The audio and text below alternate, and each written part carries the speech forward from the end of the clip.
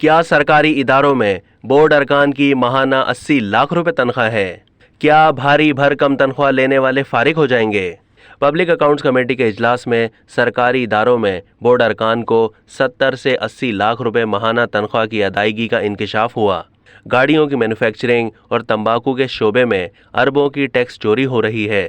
Committee نے ان شعبوں کا اسپیشل آڈٹ کرانے کا حکم دے دیا۔ چیئرمین کمیٹی نور عالم نے پبلک سیکٹر کمپنیوں میں بھاری بھرکم تنخواہ لینے والے بورڈ ممبران کو قومی خزانے پر بوجھ قرار دیتے ہوئے انہیں فارغ کرنے کی سفارش کر دی۔ چیئرمین کمیٹی نے کہا کہ نیشنل بینک، پی سی بی اور پیٹرولیم ڈویژن کے ماتحت اداروں میں بھاری بھرکم تنخواہوں پر سربراہان اور افسران رکھے جا رہے ہیں۔ کئی سرکاری کمپنیوں کے بورڈ ممبران 70 سے 80 لاکھ روپے ماہانہ لے رہے ہیں، جبکہ دیگر مراد ملا کر ان ممبران کی تنخواہ 1 کروڑ روپے سے بڑھ جاتی ہے۔ ایسے افسران کو فارغ کر دینا چاہیے۔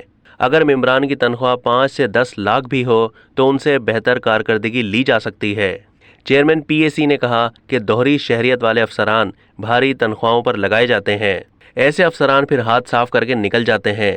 چیئرمین نے آڈٹ حکام سے استفسار کیا اور کہا کہ اسلام آباد ہائی کورٹ کی اسپیشل آڈٹ رپورٹ مانگی تھی، اس کا کیا بنا؟ آڈیٹر جنرل نے بتایا کہ رپورٹ جلد کمیٹی کو دی جائے گی۔ اجلاس میں وزارت خارجہ کے آڈٹ پیراز کا جائزہ لیا گیا۔